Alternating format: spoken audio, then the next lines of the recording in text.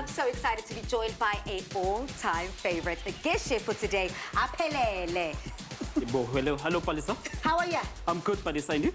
Aphelele, it's been a while since we've seen you, and are you ready to get cooking in this masterclass?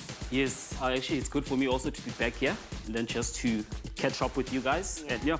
Well, Tumi, also lovely to see you, our resident chef, our foodie, the lady who puts together all the magic. It always is great to be in this kitchen, Palace, and I'm glad we brought him back because we need to make sure that he's still the chef that he claims to be. Absolutely. And it's time to pay attention because this week, it's beef's time to shine alongside veggies on this Tuesday Afternoon Express Masterclass with me, Balisa Tembe.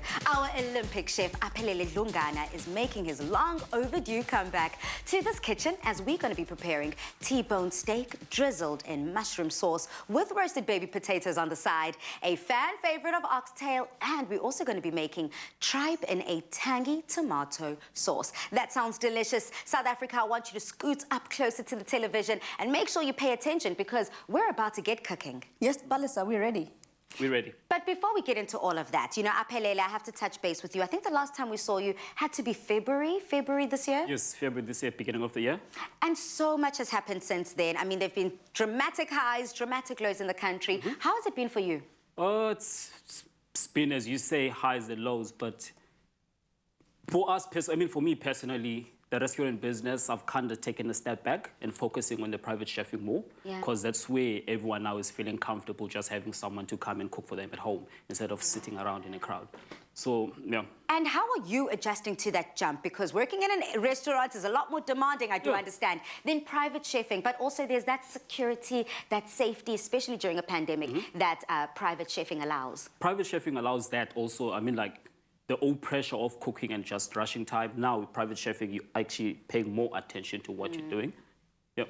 I like that. Dumi, when it comes to Aphelele, and especially what we have in the kitchen today, what are some of the highlights you're looking forward to? I'm definitely looking forward to learning more about the meat, Balisa. You know, every time we're in the kitchen, you learn so much. You know, even though I'm a chef, there are things that sometimes we bring in chefs and you're like, actually, I didn't think of it like that, or I didn't know that. So it's always great to know that there are people that we're bringing into the studio, into our kitchen, that are constantly giving us new gems and new, you know, tricks and tips and all of that stuff. So I'm ready to hear and find out what he's been learning and teaching when he's doing all those private lessons of his. Well, let's get into it. You've got some hearty pieces of meat here in front of us. Can you just talk to us about what's going to be on the menu today? Okay, what's going to be on the menu today, Palisa? We have tripe, tripe is stomach, and then also we have a T-bone steak.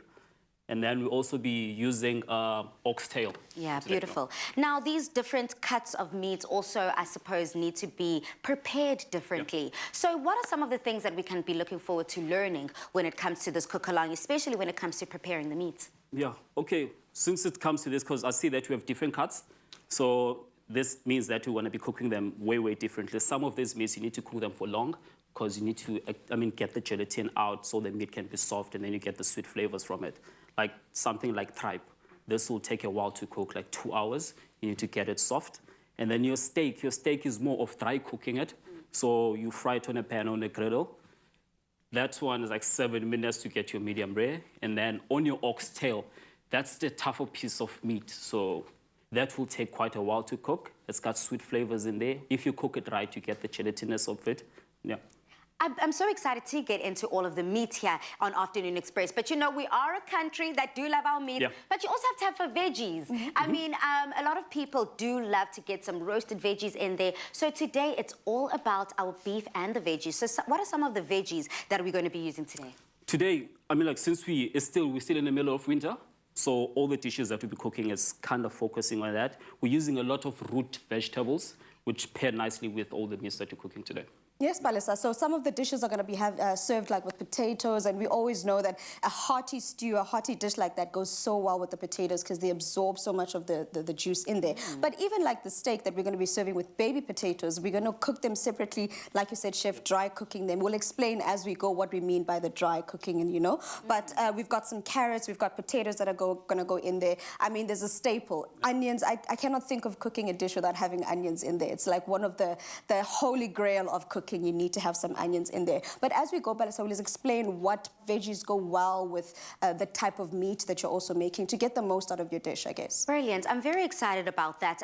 But before we get into the cooking, there's a conversation point that I just always get so intrigued by, and I would love to learn so much more. Yes, we are experimenting in the kitchen today, but there's a separate, different type of experimentation that also happens in the kitchen. And if I imagine correctly, and if I remember correctly, it's called molecular gastronomy. Yes. Now, what is molecular gastronomy all about, and how could South Africans play around with that in the kitchen? Or is it for the professionals?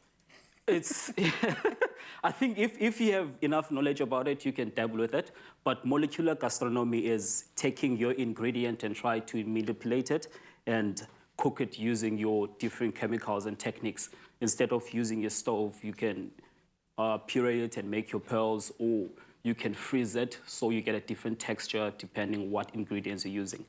Beautiful. Well, it seems as if we might need a whole completely different masterclass when it comes to that. But we are finding out new, fresh ways of playing in the kitchen today. And if you would like to get your hands on any of the recipes that we'll be making today, it's all about beef and vegetables. Simply head over to afternoonexpress.co.za, where Tumi and the team have detailed quite intrinsically, very much detail in the ingredients that you need and recipe list. So pay attention as we're about to start cooking.